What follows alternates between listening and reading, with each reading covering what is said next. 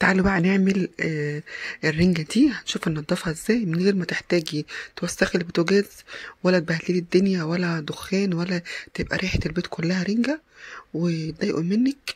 يلا بينا هنشوف هنعمل مع بعض رنجة من غير تعب ونظافة ولا شوك هيفضل فيها، ولا تحتاجي تعملي توسخي الدنيا ولا كمان تشمي البيت كله يبقى ريحته رنجة زي ما بتبقى الناس الجيران كده عندك بيعملوا رنجة والبيت كله بيبقى ريحته رنجة وزفارة. هنعملها بطريقة سهلة جدا ومفيش أبسط من كده. أنا جبت هنا جايبة كيلو ونص رنجة، النوع اللي انتوا شفتوه دوت أول مرة أجيبه بس بجد طلع حلو. رنجة اسمها رنجة أبو طالب. كنت جايباها من السوبر ماركت. انا بحب دايما اجيب الرنجة المغلفة بتبقى مضمونة شوية، يعني ده اعتقادي. ما بحبش اجيب الرنجة اللي هي السايبة. وطبعا لازم نبص على تاريخ الصلاحية بتاعتها. وان شاء الله هنعمل مع بعض. انا اول مره ان شاء الله هعمل معاكم الفسيخ، هنعمل مع بعض لان كنت عايزه اشتري، لقيت الفسيخه عامله حوالي 300 جنيه. كانت عامله حوالي لسه مش مكمله 600 جرام كمان، وصلت 300 جنيه. قلت لا والله ما هجيبها. جبت الرنجة دي كيلو كان ب100 تقريبا 68 165. جبت كيلو ونص. ابتدي بقى ان انا اجيب المقص، احط بقى كيس افتحه او عندي مشمع او اي حاجه احطها على الرخام عشان ما ازفرش التاني. بعد ما انضف خالص اشيل كل ده في الباسكت على طول. لابس جلافز في ايديا علشان طبعا ريحه الرنجه بتفضل في الايد. بفتح الرنجه كده بالمقص واخد بقى كده اشيل البطروخ احطه في طبق وابتدي اقص كده من النص بالمقص، واخد الحته اللي هي الزياده دي اللي هي بتبقى جلده مش فيهاش لحم ولا اي حاجه. ابتدي انضف كده بايديا. اشيل كل الزيادات اللي هي الجلد الخفيف دوت اللي زي ما انتوا شايفين اللي انا بشيله دوت، والشوك كله بيطلع في الحته اللي هي في الجنب دي اللي هي اللي انا قصيتها.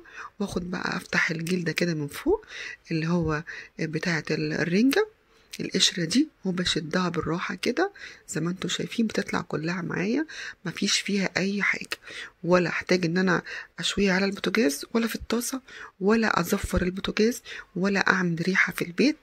بجد الطريقة دي سهلة جدا وابسط ما يكون وتتعمل معاكي بسهولة جدا ومبيفضلش فيها اي شوك خالص.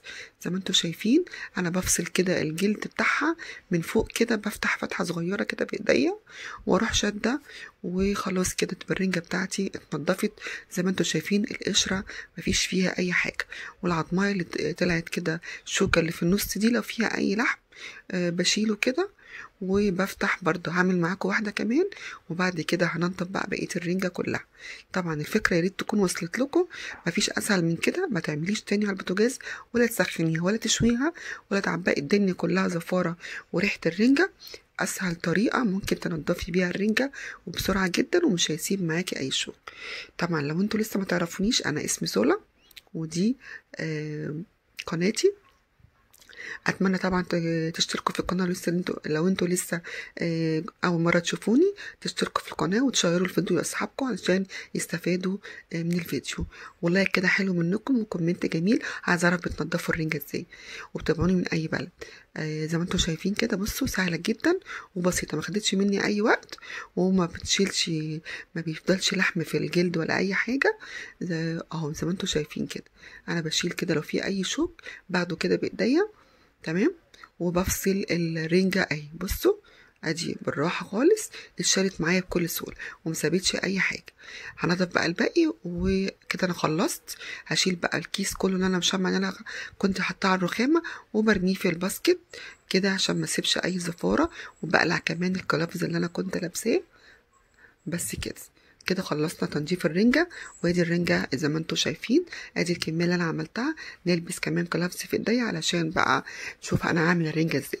في ناس بتعملها بتقطع فلفل وبصل وبتعملها على الطاسة تبقى سخنة. انا بصراحة ما بحبهاش الطريقة دي اللي انا بحبها.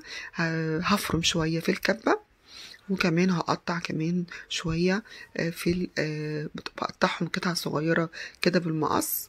احب ان انا كده احنا ناكلها نكون حاسين بيها كده قطع لحم كده. هفرم شوية وبحط عليهم ليمون وشوية زيت وطحينة. عايزة بقى تحطي شطة حطي. طبعا انا عندي هنا البنات مش معدتهم تعبانه شويه فما بحطش شطه.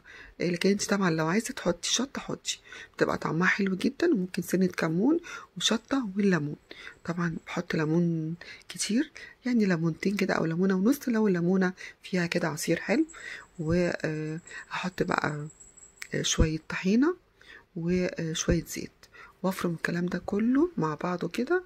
وبعد كده هجيب بقى طبق، انا بفرمها كده فرمة تاني بعد ما حطيت الليمون كده. خلاص هشيل بقى السلاح واجيب طبق وافضي الرنجة فيه. احط بقى بتشيل كمان اللي في السلاح لو في اي رنجة، قطع رنجة مفرومة في السلاح. احاول بقى كده اسوي كده الرنجة بتاعتي في الطبق واخليها بشكل حلو كده. طبعا العين بتاكل قبل البق، يبقى شكله كده جميل ومنسق عشان يفتح نفسك كده على الاكل ويفتح نفس الولاد. ولو كمان عندك بقى حد عازمه على اكله رنجة كده يبقى شكل الطبق جميل كده وحلو.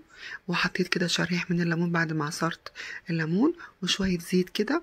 وهنا قطعت الرنجة اللي انا قلت لكم عليها الباقيه. وكمان شيلت كمان من الرنجة، ما عملتهاش كلها، شيلت كده كام واحده.